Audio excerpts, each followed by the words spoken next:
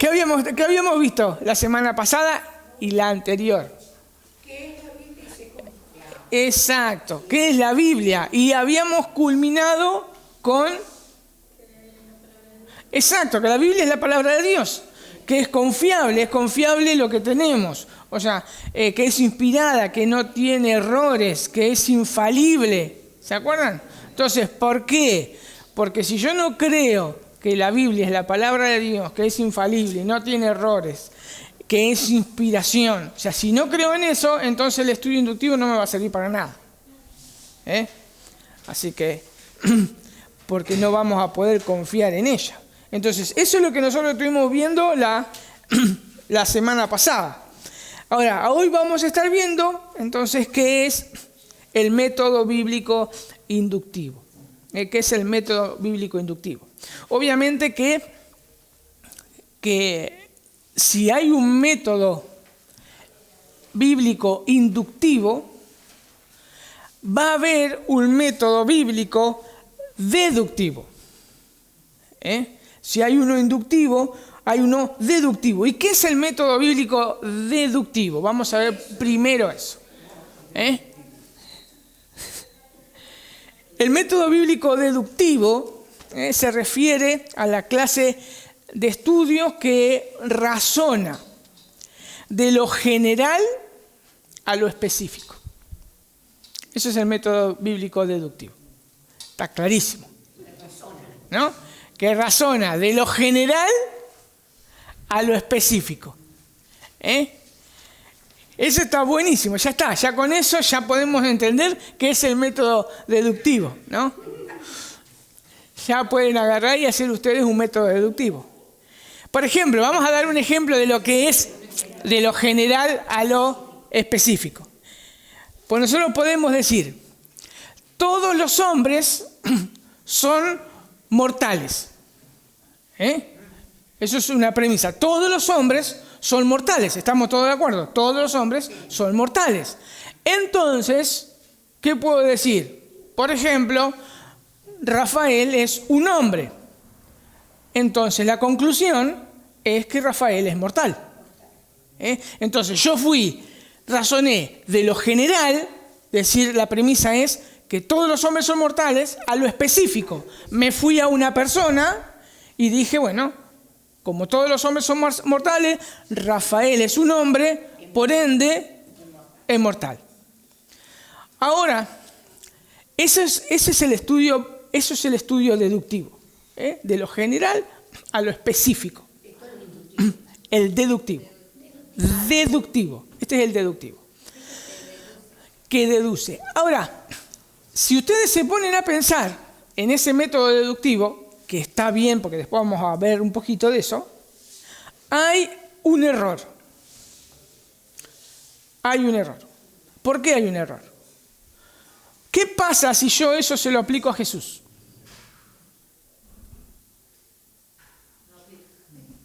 ¿Por qué no aplica? Porque es Dios. Es hombre y es Dios.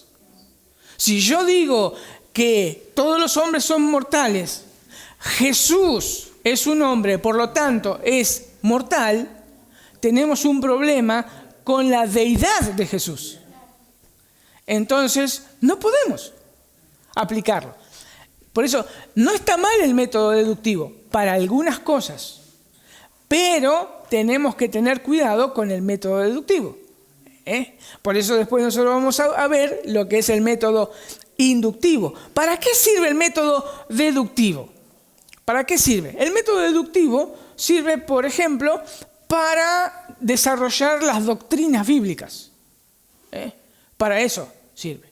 Por ejemplo, yo quiero saber que Dios es trino, yo tengo esa premisa, Dios es trino.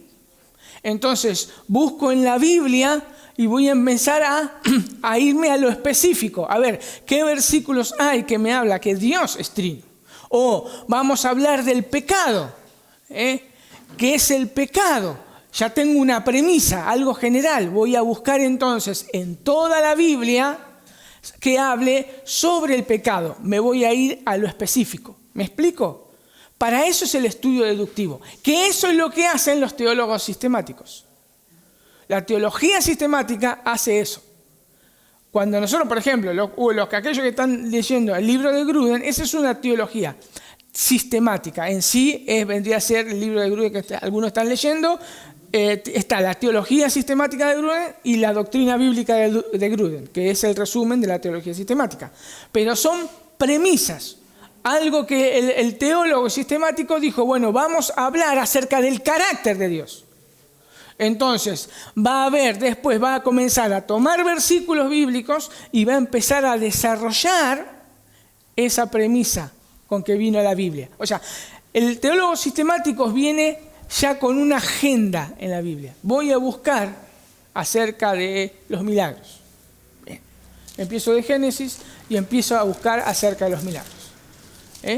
¿Para qué? Para poder después llegar y resumir en frases, en una frase, para resumir la doctrina bíblica de la soberanía de Dios, de los milagros, de lo que sea. Pero para eso sirve el estudio deductivo. Es útil para la vida del cristiano. Nosotros las doctrinas bíblicas las tenemos así, por método deductivo, no inductivo. Por método deductivo. Entonces, cuando nosotros decimos que el método deductivo lo que hace es que el teólogo o cualquier persona va a la Biblia ya con una premisa, con algo que quiero buscar. Si ustedes agarran y dicen, ay, yo quiero estudiar, quiero ver lo que la Biblia habla acerca de la deidad de Jesús, ya ahí están haciendo un estudio deductivo. Porque fueron con algo general, específico. Y lo van a agarrar y lo van a ir, fueron con algo general. Entonces después van a ir a lo específico, van a ir versículo por versículo a ver qué dice acerca de la deidad. Deduciendo. Exacto, deduciendo, por eso es deductivo. En realidad, por lo que leí, el inductivo es, nosotros no sé cómo se llama lo que hacemos cuando vos ya vas a estudiar teología, o ya se hizo un estudio inductivo, pero no sé si necesariamente lo estaríamos haciendo nosotros en este momento, porque Se debería. inductivo en sí, por lo que leí, es al revés del deductivo. Sí. Es empezar de lo específico Y ya se me está adelantando. Deducir, y bueno, pero para marcar la diferencia entre inductivo y deductivo. Claro, el tema es que los teólogos sistemáticos deberían primero hacer un estudio inductivo para después hacer un estudio deductivo. Que es, bueno, ya me adelanto a lo que voy a decir. ¿Por qué? Porque el estudio inductivo, entro en el estudio inductivo. El estudio inductivo va al revés, va de, como dice acá, dice, es la examinación cuidadosa del significado específico del texto, o sea, que razona de lo específico a lo general, de lo específico a lo general. Lo que hace el estudio inductivo es ir al texto y ver lo que el texto dice. El inductivo. De lo específico a lo general, al revés que el deductivo. Va al texto bíblico, yo agarro la carta de Hebreos, por ejemplo, y yo voy a ver qué es lo que me dice la carta de Hebreos.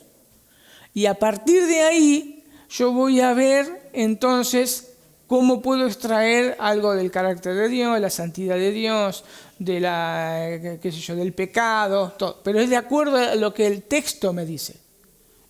Eso lo debería hacer el teólogo sistemático. Un buen teólogo sistemático hace un estudio deductivo y después hace un estudio deductivo para sacar una conclusión. El tema es que no todos los teólogos sistemáticos lo hacen. Por eso ese es el problema. ¿Por qué? Porque hay teólogos sistemáticos, por ejemplo, la teología sistemática liberal va primero con un estudio deductivo, no le importa lo que el texto dice. Él va a tomar pasajes bíblicos sacados de su contexto para afirmar su premisa, para afirmar su pensamiento. ¿Se entiende? Ahora, los teólogos que nosotros tenemos varios, de los que es, por ejemplo, Berkhoff, Hodge, Gruden, MacArthur, Sproul, todo lo que sacaron de teología sistemática, ellos hicieron eso. Primero hicieron un estudio inductivo de toda la Biblia y después hicieron un estudio deductivo para sacar las doctrinas bíblicas. ¿Se entiende? Porque están... ¿Sí? Sí, sí, ¿se entiende? Porque para que nosotros podamos entender, o sea, muchas veces, a ver, nosotros sin querer, fíjense, sin querer, nosotros estamos haciendo lo que los teólogos hacen, sin querer. Como yo les decía recién, ustedes quieren saber cómo ser un buen esposo. Bueno, eso es un estudio deductivo. Quiero saber cómo es un buen esposo. Entonces busco en la Biblia, no, deductivo. Cuando yo voy... Pero vos para hacer ese estudio, por ejemplo, yo en la práctica Claro. voy al pasaje de Efesios y ahí me dice que y después voy o sea, el esposo que hace, ama a la esposa, después en otro lado me dice el esposo cuida, después el esposo, bueno, entonces yo saco la idea general de que el esposo tiene la responsabilidad de ser cuidador, de ser, ¿por qué? Porque acá dice que el esposo cuida y acá dice que el esposo era cuidador. Eso es deductivo. Pero ese, o sea, por eso... Ese es deductivo. ¿Por qué? Porque yo no voy al texto. O sea, yo no voy al texto. A ver, el inductivo es lo siguiente. Yo no voy con ninguna idea. Yo no voy con ninguna... Por eso... bueno. Bueno, pero si yo voy con la idea, ese es el punto. Si yo voy con la idea. ¿Por qué no? Bueno. Pero... Sí. Voy leyendo los evangelios. Veo que Jesús sanó al leproso. Sí. Jesús sanó, Exacto. Jesús sanó, entonces, exacto. después de leer todo eso, llego a la conclusión hipotética de que Jesús sana. Jesús es sanador. Entonces, llego a esa conclusión. Exacto. Bueno, eso es lo que son los teólogos sistemáticos que nosotros estamos leyendo. Eso es lo que hacen. Por eso le decía, van primero a lo deductivo, a lo inductivo y después a lo deductivo. Ahora, pero hay teólogos sistemáticos que no hacen eso. Que a eso es lo que voy. No hacen el deductivo. Por ejemplo, la Biblia, le dicen, la Biblia contiene la palabra de Dios. Punto. Ese es su razonamiento. No leen la Biblia. O sea, no buscaron eso. Pero ya van con su razonamiento y entonces van a apoyar con textos bíblicos su razonamiento. Eso es inductivo. Eso es deductivo. Porque la Biblia es palabra de Dios. Por ejemplo. Pero vos decís que no hacen el deductivo. Y cuando No, que no hacen el inductivo. ¿Así? Menos mal que está todo grabado. Después, vamos. Bueno. Menos mal. Entonces, si lo escuchan, acuérdense. Pero, por ejemplo, entonces, volvemos a más, rebobinando. Porque como queda grabado, rebobinando. A ver si entendemos. ¿Qué es el deductivo? Deductivo. De lo general a lo específico. ¿Y qué es de lo general a lo específico? tenés una premisa y, por ejemplo, la Biblia contiene errores, entonces vos te acercás a la Biblia y empezás a leerla ya con la idea de qué contiene la Biblia. ¿Se entiende? ¿Qué es el inductivo? Ir al texto bíblico a ver qué dice. Formar tus ideas a base de lo que lees. Exacto. Formar, o sea, la idea de acuerdo, o sea, la que manda es la Biblia, no yo. Entonces, yo con el deductivo voy a un libro, a un texto específico y veo estas cosas. Entonces entiendo y digo, ¿otra vez? Bueno, pero, bueno, ahí está. ¿Se dan cuenta de lo que yo les digo? Cuando a veces, ¿se dan cuenta que a veces que nosotros cuando hablamos bueno, ya se me enojó feo ya ese. Y eso que es una discusión de términos. ¿Se imaginan cuando discutimos cosas teológicas? se entiende. Ahí está bueno. Entonces, ¿qué era el estudio inductivo? Ya dijimos,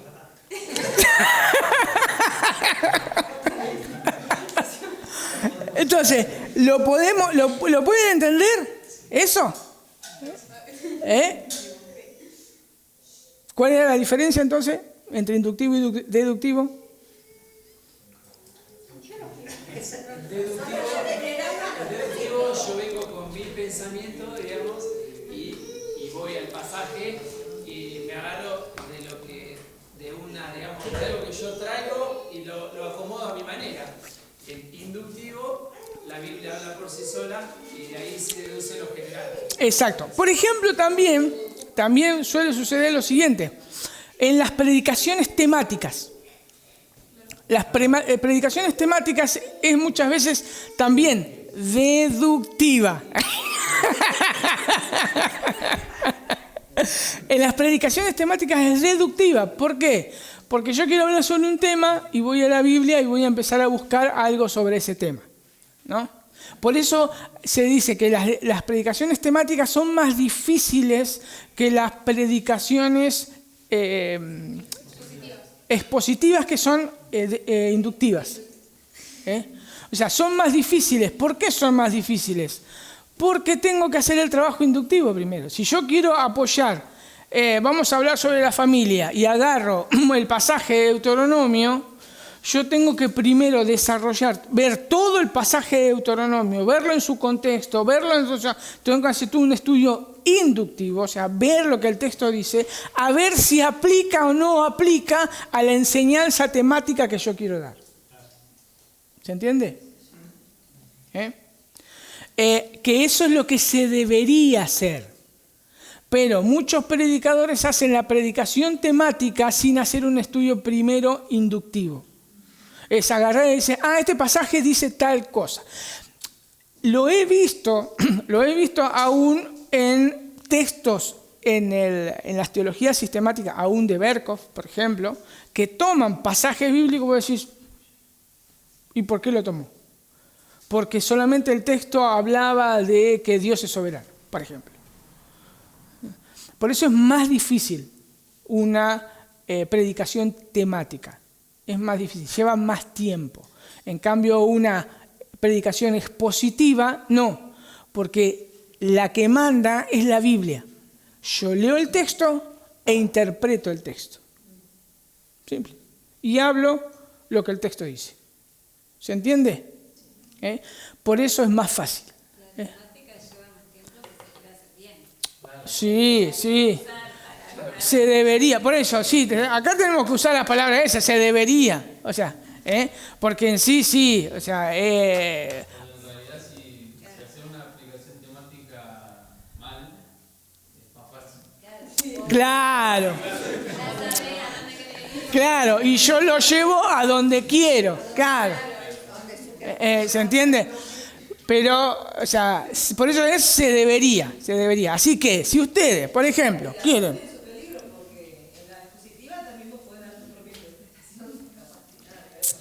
Exacto, o sea, cada cosa ya tiene su trabajo, ¿no? Cada cosa tiene su trabajo.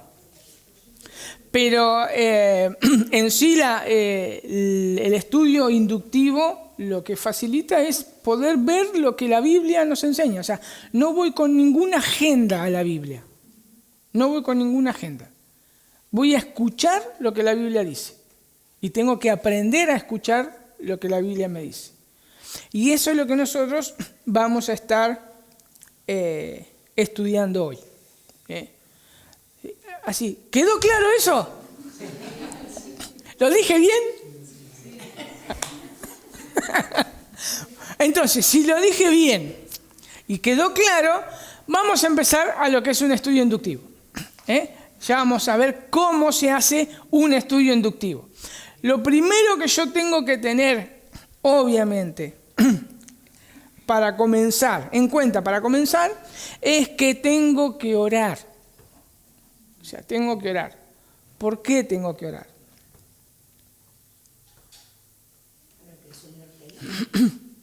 ¿Y por qué? Necesito que el Señor me guíe. Que me dé sabiduría. ¿Y por qué necesito que el Señor me dé sabiduría? ¿Para qué? Exacto, o sea, para interpretar su palabra. O sea, yo voy a orar para pedirle al Espíritu Santo que me ilumine lo que Él inspiró. Porque yo me estoy yendo al autor. Porque, en fin, como habíamos visto al principio, o sea, el autor de la Biblia no es que son, o sea, obviamente son todos autores humanos, pero el autor principal de todo es el Espíritu Santo que estuvo inspirando a todos los autores bíblicos. Entonces, tengo acceso al autor. Entonces, yo voy a pedirle. Y además porque al tener pecado, o sea, sí estamos constantemente aplicando el método deductivo en todas las áreas de la vida, todo lo interpretamos de acuerdo a conceptos que ya incorporamos a nuestra vida, nuestra cultura, Entonces siempre que nos acercamos, ya nos acercamos con preconceptos aún motivados por nuestro propio pecado, porque si yo quiero decir, bueno, buscar que Dios me dé la razón de algún tema y voy a leer e interpretar los pasajes para mi conveniencia. Entonces, sí, por eso acá nosotros tenemos que lidiar, obviamente, con nuestra mente pecaminosa. ¿Sí? O sea, siempre vamos, o sea, por eso nosotros lo que tenemos que tratar es ir a Dios en oración y pedirle que realmente examine nuestro corazón y poder someternos a Él, ¿no? Porque, claro, o sea, siempre va a haber en nosotros una interpretación incorrecta, muchas veces. O sea, ¿por qué? Porque hay pecado. Hay pecado. Por eso que necesitamos la oración. Y la humildad y pedirle a Dios que examine a ver cuál es el motivo que me está llevando a estudiar la Biblia. ¿Cuál es la motivación mía? Si quiero aprender de Él o quiero ganar una batalla teológica o doctrinal. ¿Se dan cuenta? Por eso debo orar. No para que recibir una revelación especial y yo abra la Biblia y diga, ¡ay, dice esto! Más que todo, es para que yo no venga con cosas mías y quiera poner a la Biblia o decirle o hacerle decir a la Biblia lo que no dice. Entonces, por eso. Exacto, por eso yo debo orar. Por eso en 1 Corintios 2:14 pero el hombre natural, como veíamos, no percibe las cosas que son del Espíritu de Dios porque para él son locura y no las puede entender porque se han de discernir espiritualmente. Nosotros, como nacimos de nuevo, nosotros podemos ir a Él y así nosotros poder ser convencidos de pecado, ser iluminado nuestro entendimiento. Es lo que Pablo le estaba hablando cuando le escribió la carta en Efesios del 1, del 16 al 21, que no lo vamos a leer. Él ora, dice, para los efesios, él ora para que los efesios puedan ser iluminados su entendimiento, para que puedan ver las bendiciones que Dios nos ha dado por la obra de su Hijo Jesús. Entonces, eso es lo que debemos hacer siempre, orar para que Dios abra nuestro entendimiento y para que nos muestre esas bendiciones, esas cosas que Él escribió. ¿Se entiende? Es lo primero que nosotros tenemos que hacer cuando queremos hacer un estudio inductivo. Cuando nos vamos a acercar a la Biblia. En segundo lugar, un estudio inductivo puede dividirse en 3 fases, podemos decir. En primer lugar, nosotros debemos observar. En primer lugar, nosotros debemos observar el texto. ¿Qué dice el texto? Observarlo. Observarlo es leerlo. Si es posible, memorizarlo para que cuando nosotros estamos haciendo otras cosas, ese texto esté dando vuelta en nuestra cabeza para poder seguir desarrollándolo. Es observación. Ahí yo no lo había impreso, pero hay para afirmar esto y qué es la observación, hay un texto que se llama, que está también ahí en 9 marcas, Agassi, creo que es. Agassi, ahí está. Sí, sí. ¿Está? Agassi y el pez. Y ahí explica cómo un estudiante, un profesor, rápidamente, un profesor le hace a un alumno, le dice, bueno, él tiene un pez y lo tiene que observar y comenzar a escribir todo lo que ve del pez. Y ahí la historia empieza a recorrer. Y el pibe empezó a agarrar y escribió algunas cosas. Y dijo, no, hay más cosas. Seguí observando. Y así lo tuvo, observando el pez, lo tuvo, hasta que descubrió un montón de cosas que no se había dado cuenta. Porque eso debemos nosotros observar el texto, no creer que ya lo sabemos. Observarlo, mirarlo. ¿Qué dice el texto? Es observación. Después la segunda parte, recién cuando lo hemos observado bien, ahí viene la interpretación. Recién ahí viene la interpretación. ¿Qué significa el texto? ¿Qué significa el texto? Ahí nosotros cuando vemos qué significa el texto es qué significó para el autor original. ¿Qué quiso decir a su audiencia? Esa es la interpretación. Primero la observación como un texto. El observo. Después vamos a ver unas cosas para hacer las tres. Esa observación, interpretación. Y en tercer lugar, cuando ya tengo todo observado, cuando ya tengo lo que quiso decir, la interpretación, recién ahí viene la aplicación. Recién viene ahí la aplicación a mi vida. No puede ser de otra manera. Yo no puedo agarrar un texto y directamente agarrar así, y lo aplico a mi vida.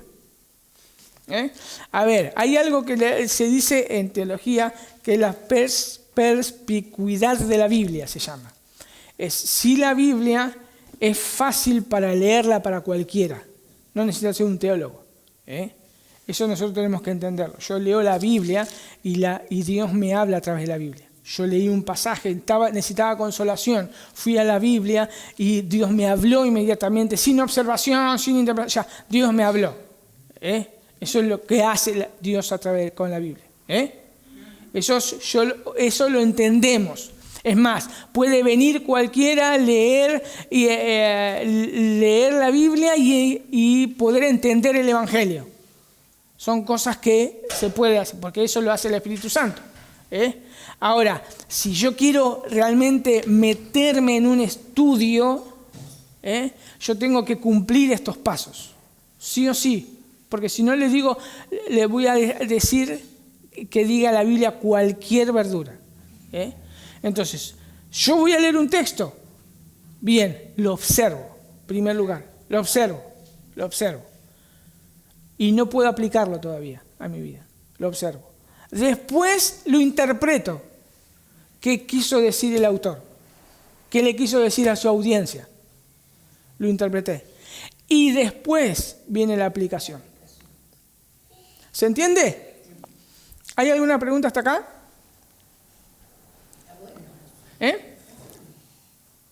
¿No? Vamos a desarrollar esos pasos entonces. Se le pregunta también al texto, ¿no? Exacto, ahora con la observación. Vamos a ver entonces la primera parte, la observación. En la observación nosotros le vamos a hacer preguntas al texto. Por ejemplo, ¿quién?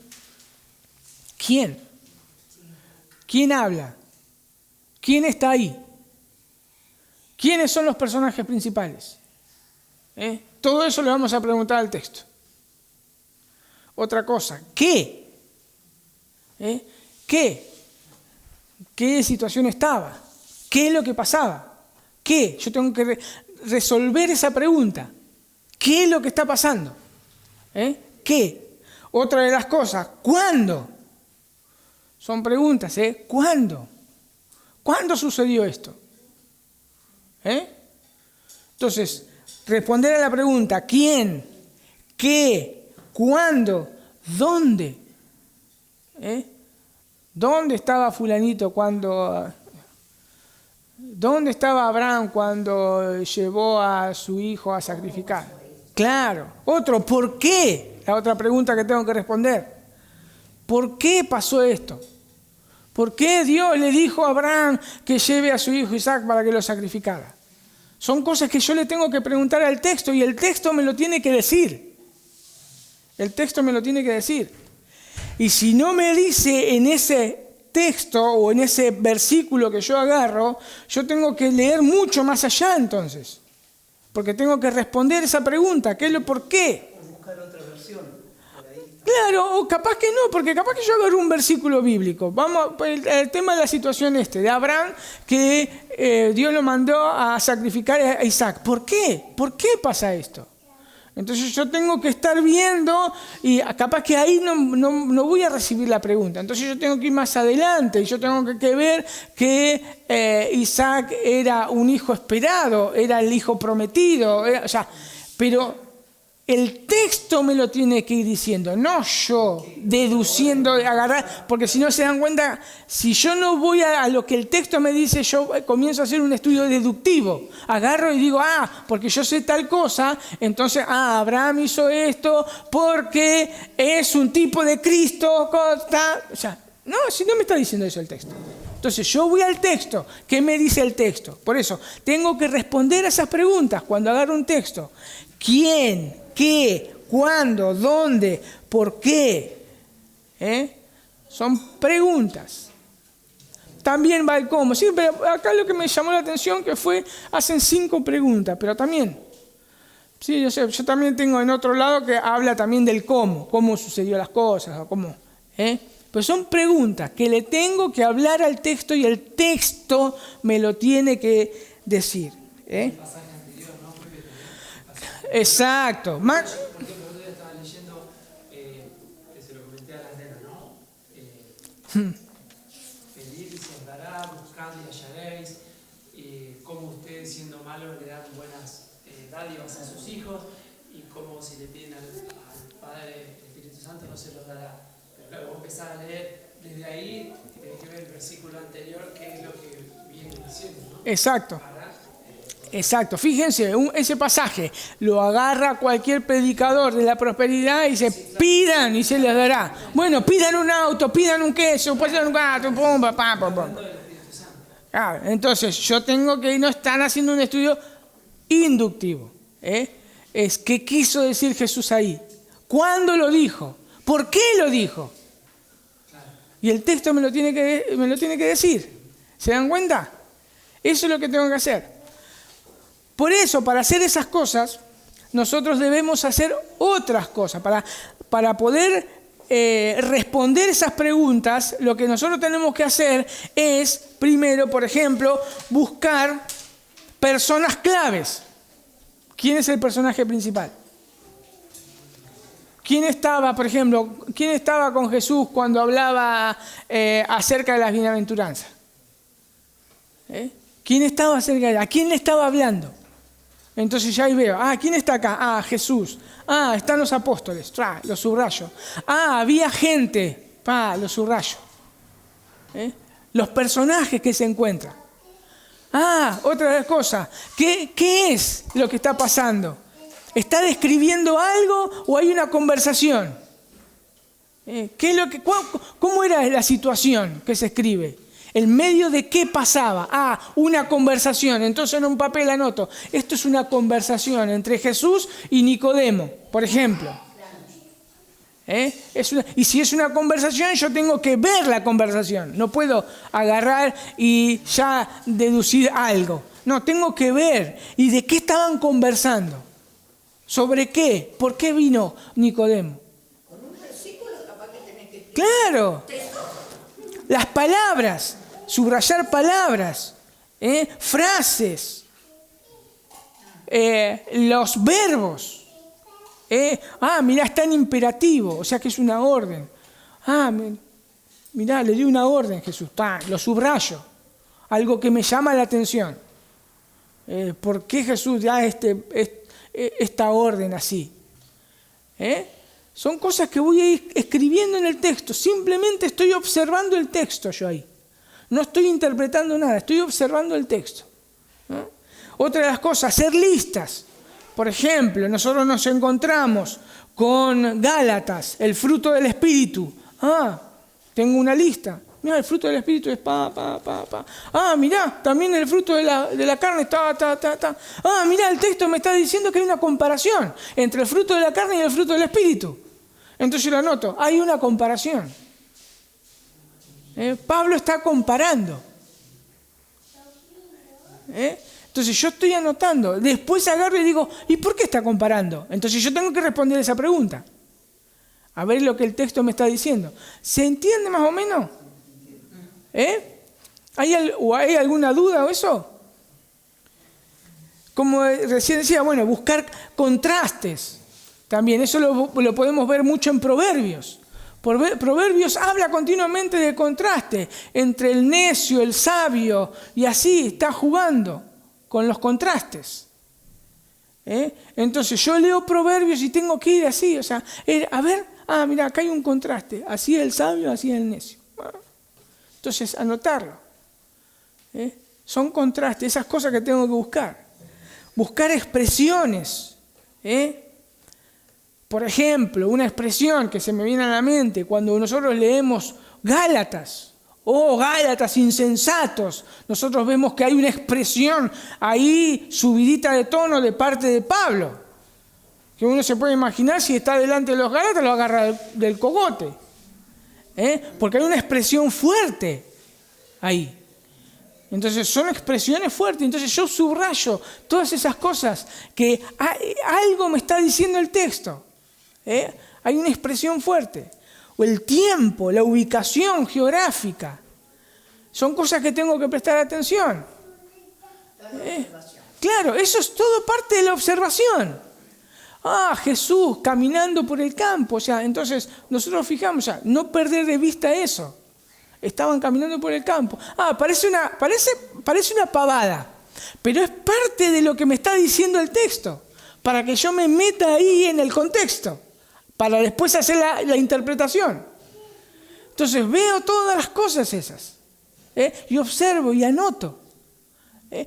Todavía no estoy interpretando nada.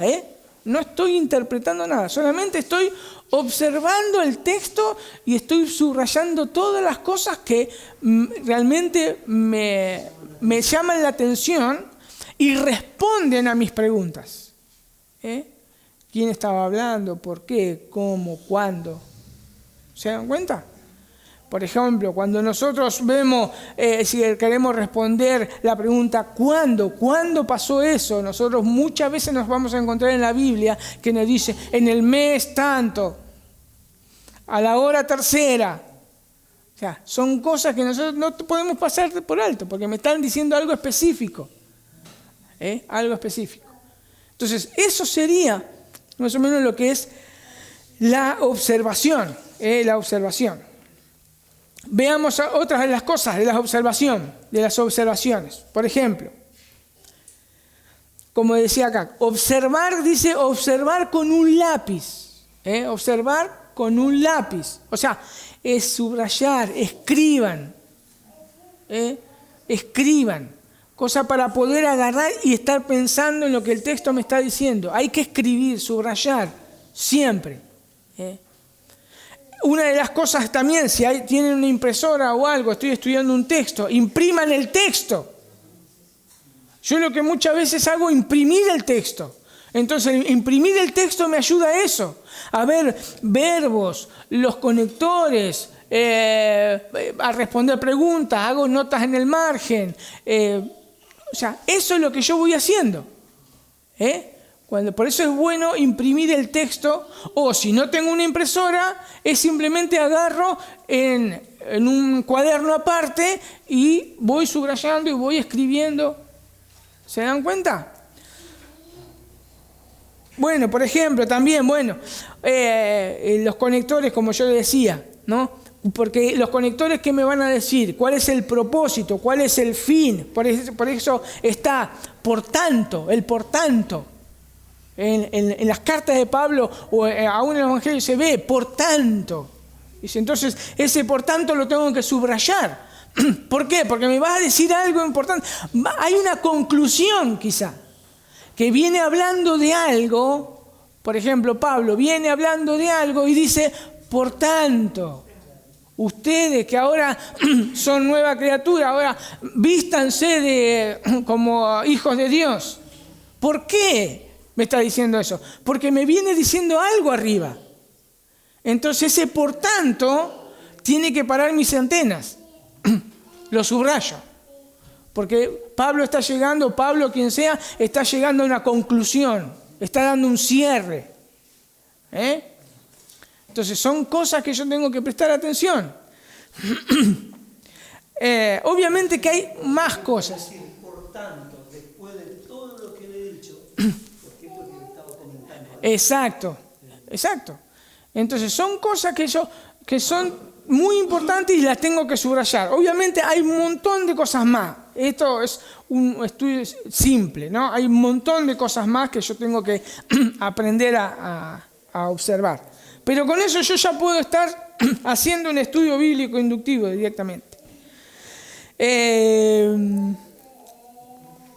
Anotar cualquier conexión que veas con otros pasajes de las Escrituras. Esto es un poco más difícil, pero bueno.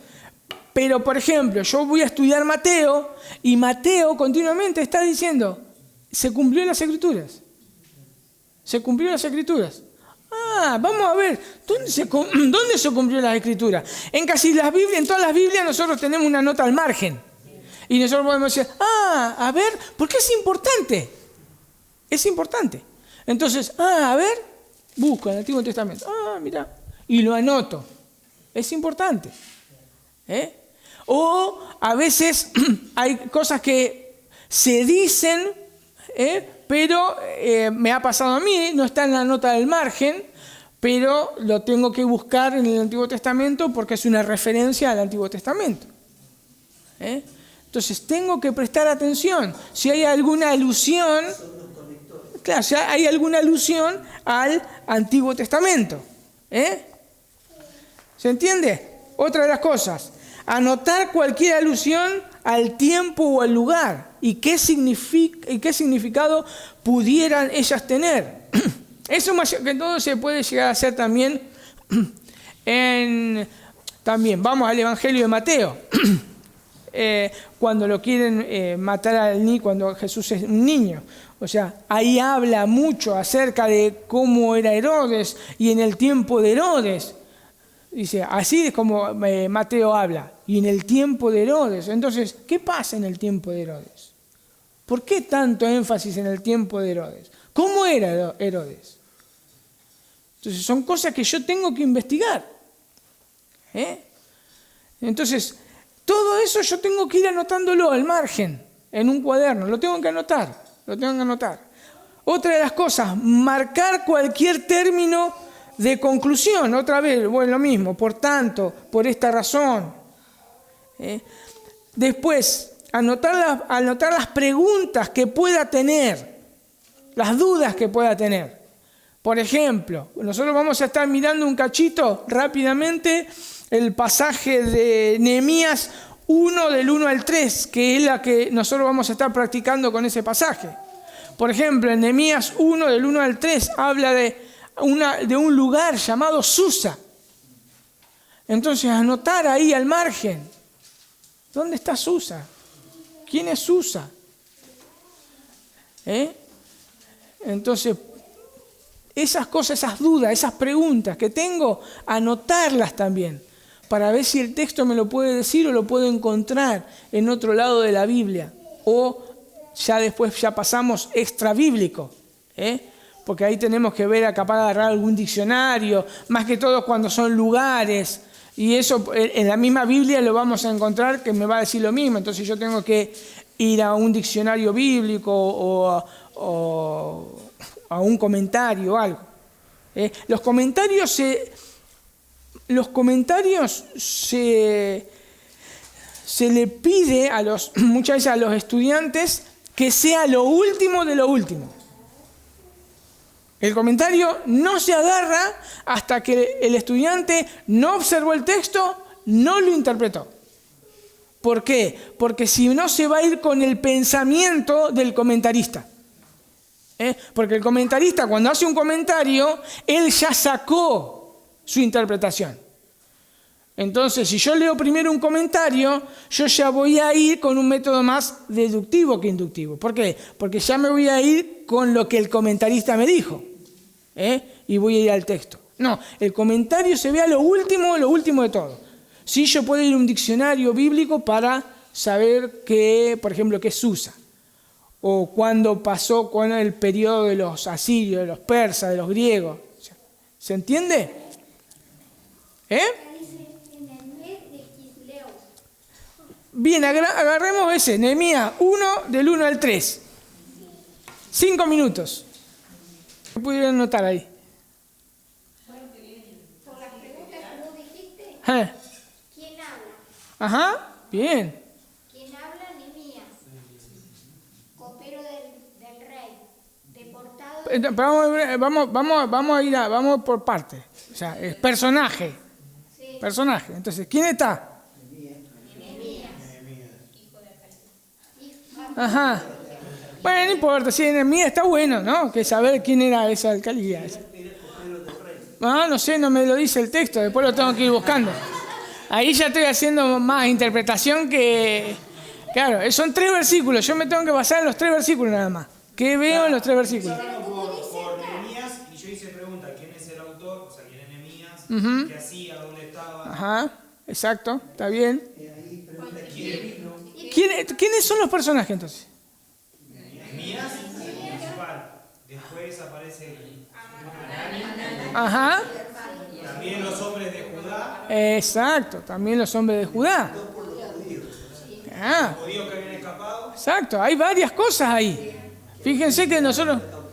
Claro, fíjense que ahí encontramos a Nehemías, al hermano. La palabra cautividad 2 veces. Eso después ya encontramos otra parte, pero vamos a los personajes. Entonces vemos personajes, o sea, hay personas que están interactuando. Bueno, pero hay personas que están interactuando. ¿Quiénes están interactuando? Ahí dice el texto, dice, en el año 20 del reinado, entonces yo puse cuándo, en el año 20 de Artaxerxes. Ahí estamos en una fecha, pero estamos con los personajes. ¿Y qué está pasando ahí con esos personajes?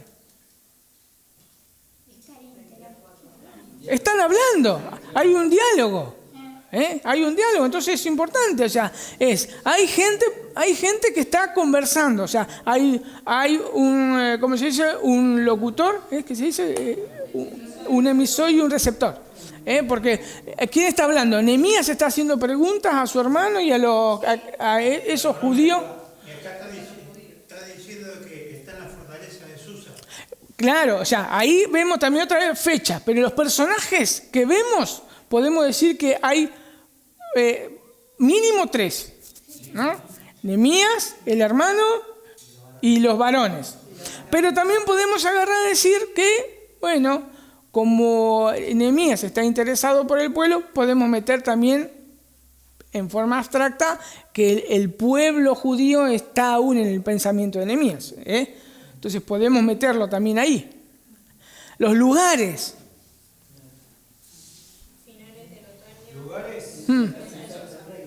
Susa.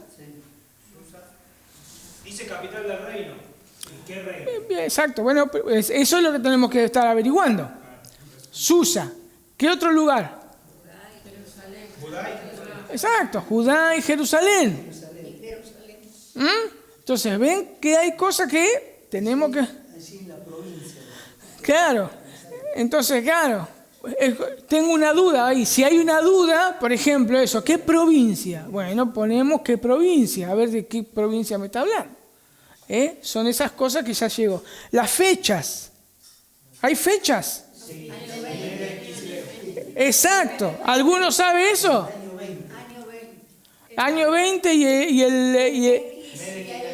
y alguno sabe cuál es el... Bueno, entonces, ¿qué tienen que hacer? Ir al calendario judío. Lo anotan, claro, lo anotan y tengo que ubicar qué es esto. A ver, puede haber en la referencia o en como esta Biblia que yo tengo acá, una introducción o algo de lo que dice el pasaje, o en un diccionario bíblico lo googlean. Hoy es más fácil. Susa dice que es una fortaleza. Claro, por ejemplo, Susa es una fortaleza. ¿De quién? Tengo que buscarlo para poder entender. Pero son cosas que ya noté y que me llaman la atención, que no sé del pasaje. Hay cosas del pasaje que para mí son un enigma, entonces yo tengo que encontrarlo. Pero hay cosas que sí estoy entendiendo. Sé que hay personajes, está Nehemías, su hermano y esos varones están conversando. O el hermano y esos varones están evacuando las preguntas de Nehemías. Están todos preocupados por el pueblo. En sí, ya de ahí podemos ver un tema de interpretación, pero el que hace las preguntas es Nehemías. Claro. Entonces el que hace las preguntas es Nehemías, los otros lo responden. Entonces ahí podemos ver, a ver, ¿quién es el que hace las preguntas? Ah, Nehemías. ¿Los otros hacen preguntas? Ah, no hacen preguntas, solamente responden. Entonces yo me manejo, fíjense, ¿se dan cuenta cómo enseguida nosotros queremos interpretar? Enseguida queremos interpretar. Claro, porque es más fácil porque interpretamos lo que se nos da la gana. Otra, bueno, por ejemplo, yo anoté, ¿alguno anotó algo más? A ver. Y primero que lo que dijo Emma, capitán del reino. ¿Qué reino? Exacto, tenemos que averiguarlo. Claro. Y después, ¿cautivos de quién? Exacto, cautivos de... Exacto. ¿Quién habían escapado? ¿Qué más anotaron? ¿Qué más les llamó la atención? De la provincia. ¿Quiénes dijeron en dónde? En la provincia. Y están en gran mal, dicen. ¿Qué están en gran mal? Y afrenta. Y afrenta, sí. ¿Quién derribó el muro de Jerusalén? ¿Quién derribó el muro? O sea que vemos ahí, hay un muro derribado. ¿Por qué lo derribaron? ¿Por qué? ¿Quién lo derribó? ¿Por qué derribaron el muro de Jerusalén? A mí me gustaría saber qué conexión tiene Judá con Jerusalén. ¿Qué conexión hay entre Judá y Jerusalén? Yo no les voy a decir las cosas, ustedes lo tienen que... Entonces podemos ver un montón de cosas. ¿Y por qué Nehemías preguntó? ¿Por qué Nehemías preguntó? O sea, ¿por qué Nehemías preguntó? O sea, sí, un simple judío era. ¿Por qué preguntó? ¿Por qué fueron a visitar a Nehemías? Era judío, venía. Acá no dice, Sí, vos estás te iba a interpretando. decir. Tiene razón. Claro. Era judío Nehemías. Bueno, ahí tienen. Era judío Nehemías. Para no nos alcanza la vida. Porque si vamos a tomar versículo por versículo, que me parece buenísimo, me encantaría eso, pero no me alcanzaría. Ya tendría que haber empezado el año cero y tengo años perdidos. Ahí es donde valoras a los teólogos. Ahí es donde valoro. Ya te lo dan un poco. Así es como uno tiene que hacer una predicación expositiva. Bien. Pero está bien cuando uno lee la Biblia y encuentra algo que Hay que anotar. queda. No interpretar. Hay que anotar. Por eso yo le decía, comentario bíblico es lo último de todo. Comentario bíblico es lo último de todo. Es diccionario, lo googlean. Googlear en el sentido de que Google se transforme en un diccionario, no en un comentario. Que se transforme en un comentario.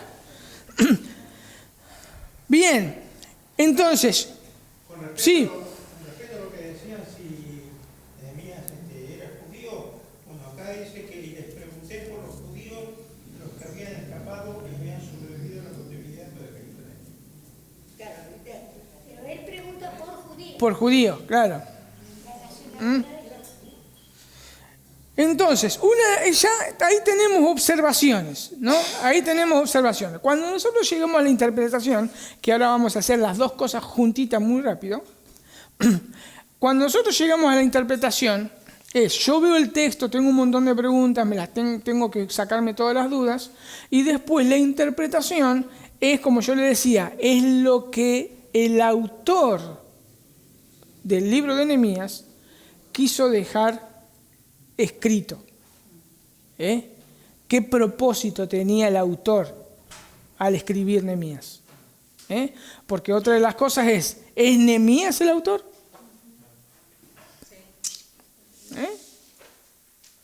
¿Es Nehemías el autor? Cosa que yo tengo que averiguar. Y habla en primera persona al principio. Sí, porque dice palabra de Nehemías. ¿Será Nehemías el autor? Por eso. Entonces, si yo tengo que ver si es Nehemías, si no, puede ser otro, y cuál es el propósito. Entonces, la interpretación es eso, buscar el propósito. ¿Cuál fue el propósito que se escribió Nehemías? Claro, ahí estamos viendo interpretación.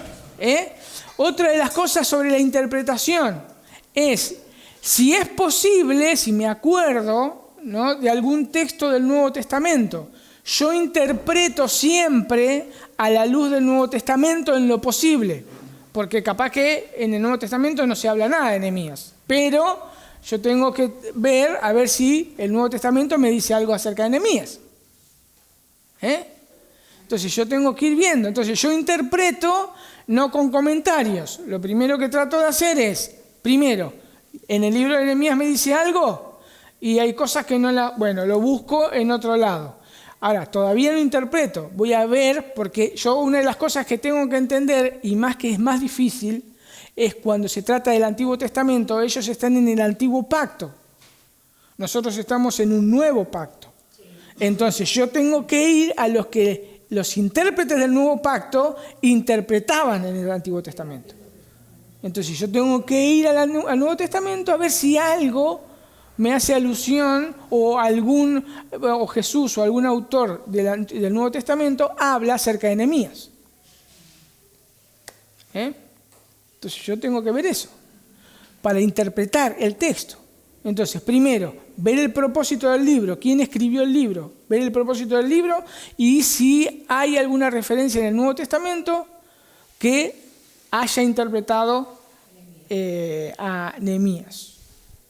Eso es lo que uno tiene que hacer. Y después, para la interpretación, yo tengo que ver cómo se relaciona con Cristo. Entonces, todo eso es parte de la interpretación. Nunca llegamos a la aplicación, no la vamos a llegar a la aplicación hasta el domingo que viene. Pero eso es parte de la interpretación. El libro de Nehemías, este texto y todo el libro de Nehemías. ¿Cómo lo aplico a la obra de Cristo? Eso es parte de la interpretación. Entonces, en la interpretación, por ejemplo, rapidito, porque no vamos a llegar, fíjense lo que yo estuve buscando. Ahí yo ya mezclo observación e interpretación. Por ejemplo, personajes: Nehemías, el hermano, hermanos, judíos, lugar Susa, Judá, Jerusalén, el mes de Kisleu, el año 20. También me llama la atención que habían escapado, habían sobrevivido de la cautividad. Me llama la atención eso. De dónde escaparon, de quién escaparon, por qué prendieron fuego y derribaron las murallas, cuándo sucedió esto, por qué sucedió esto. Y ya esas preguntas las voy respondiendo por medio de diccionarios. El imperio persa estaba ahí, el rey Ciro estaba ahí, Nehemías estaba ya por estar, porque eso también nos habla todo Nehemías, estaban en cautiverio por Ciro. Entonces, ¿cómo puedo responder a esas preguntas? Antes de ir a un diccionario bíblico, yo tengo que entender que como si estaban en cautiverio, los que me pueden ayudar son Esdras y Esther, que exactamente estaban en el mismo lugar. Puede ser que tengamos que leer todo el libro para alguna... Sí. Por eso, para alguna respuesta yo tengo que... Lo primero que tendría que leer antes de un diccionario, yo tengo que leer Esdras, Esther y Nehemías. ¿Por qué? Esther está entre el versículo 6 y 7 de Esdras, el acontecimiento de Esther. O sea, yo cuando voy leyendo Esdras, llego al 6, yo debería leer Esther y después continuar. Claro, en la cronología. Porque está metido ahí, así como Ruth está metido en Jueces. Entonces yo tengo que leer Esdras, Esther, Nehemías, Ageo, tengo que leer Zacarías, tengo que leer, porque eran los profetas que estaban ahí cuando reconstruyeron el muro o cuando reconstruían el templo. O sea, son esos 4 libros que me pueden encontrar información. Todos esos libros. ¿Por qué? Porque ahí estaban ellos bajo, o también un Daniel. Exacto, Daniel también. ¿Por qué? Porque Daniel fue puesto como gobernador. Daniel fue puesto como gobernador del imperio persa. En Daniel podemos encontrar las 70 semanas de Daniel. O sea, fíjense, tengo que leer parte de Jeremías. Cuando encuentran los rollos, por ejemplo. Claro, eso en Esdras, pero cuando nosotros, en Nehemías 8, en Jeremías también tengo que leer Jeremías, porque Jeremías es el que profetizó el cautiverio de Israel. Jeremías pudo ver cómo también llevaba la primer parte a Judá al cautiverio. También puedo ver que en Jeremías me está diciendo algo, y después por medio de diccionarios y eso, que Judá fue hecha cautiva en 2 partes, en el año 606 y en el 586, que Ezequiel fue, ahí si me pueden corregir. Claro, también, si me pueden corregir porque ahí me olvidé, Ezequiel y Daniel son parte de la primer cautividad. Me parece, ahí me tienen que corregir, porque se me chifló ahí. Pero entonces Ezequiel también me va a ser de gran ayuda para poder entender lo que estaba pasando en Nehemías. También hay textos que explican, porque hay profecías que profetizan en la destrucción. Exacto, Jeremías. Fíjense, yo leyendo Jeremías 29... eso es lo que hizo Daniel. Daniel leyó Jeremías y dijo, esta es la profecía que se está por cumplir. Y oró. Y ahí cuando viene el ángel y no, el príncipe de Persia se me opuso y está Gabriel y están ahí luchando. ¿Por qué? Porque comenzó a orar para que el pueblo pueda volver a Israel. Entonces, fíjense que yo con esos 3 versículos, porque como hay tanta información, yo lo puedo resolver de esa manera. Acá en Nehemías 7, del 1 al 2 dice, aconteció que cuando la muralla fue reedificada, había yo sentado las puertas y habían sido designados los porteros, los cantores y los levitas. Hizo de Jerusalén a mi hermano Ananí y Ananías, comandante de la fortaleza, porque esta era hombre fiel y temeroso de Dios más que mucho. Entonces podemos ver, y todo eso se ve en la genealogía que habla acerca de Esdras del 1 al 7. Otra de las cosas, bueno, dijimos que es el imperio persa, hoy es Irán, ¿no? También podemos ver que ese Susa también lo habla Esdras, lo habla Esther. Esther fue reina del imperio persa. Susa era una capital, obviamente hay más cosas que se puede hablar de Susa, pero cuando los persas estaban ahí y lo tomaron, era una de las casi principales capitales, pero dicen que era una de las ciudades que los reyes invernaban ahí, eran las casas reales. Entonces también Esther, Mardoqueo, son personajes que son importantes para ese momento. Bueno, dijimos la fecha, 506, 586. El regreso, también lo podemos ver en Nehemías, Esdras. Es primero Zorobabel en el 537, Esdras 457 y Nehemías 2 veces, 444 y 432. Son cosas que yo ya estoy buscando, extra bíblico, para poder comprender lo que estos 3 versículos me dicen. Yo entonces más o menos casi lo tengo el panorama completo, esos versículos. Sé dónde estaba, sé quién es Susa, sé que estaba en el imperio persa, sé que es un judío del cautiverio, porque hablan acerca de genealogías. Esdras lo está nombrando y toma de las genealogías de Nehemías y lo escribe en Esdras. Quizá es el mayor porcentaje, el que escribe el libro es el mismo Esdras. ¿Por qué? Porque Esdras fue el que, por tradición se dice que Esdras fue el que completó el canon del Antiguo Testamento. ¿Por qué? Porque cuando nosotros llegamos a Crónicas nos deja con un ¿qué va a pasar? Porque cierra con el cautiverio de Judá. Y entonces nosotros vemos que Esdras comienza a escribir todas estas cosas importantes para mostrar que el propósito de Dios y el pacto de Dios con el pueblo de Israel se cumple. El propósito de Nehemías, reconstruir el muro. Reconstruir el muro. Esdras reconstruye el templo para que la adoración vuelva. Nehemías quiere reconstruir el muro. ¿Por qué quiere reconstruir el muro? Para que la adoración a Dios sea cuidada, sea protegida. El pueblo tiene que ser protegido contra el paganismo, por la pureza. Quería que el pueblo sea puro. El pueblo sea puro. Cristo ahí. Cristo en el libro de también, porque yo tengo que tomarlo, Esdras, Nehemías, Ageo, Zacarías, todos esos, Zorobabel y Jesús, el rey sacerdote, Zacarías 6 del 12 al 36, el que recibe el anillo para sellar o que le da toda la autoridad, Ageo 2:23, me habla acerca de lo que es Zorobabel, la imagen ahí, un tipo de Cristo. Esdras y Nehemías representan a un pueblo con una necesidad de volver a Israel, al templo, a la adoración. Una con la necesidad de que alguien los gobierne.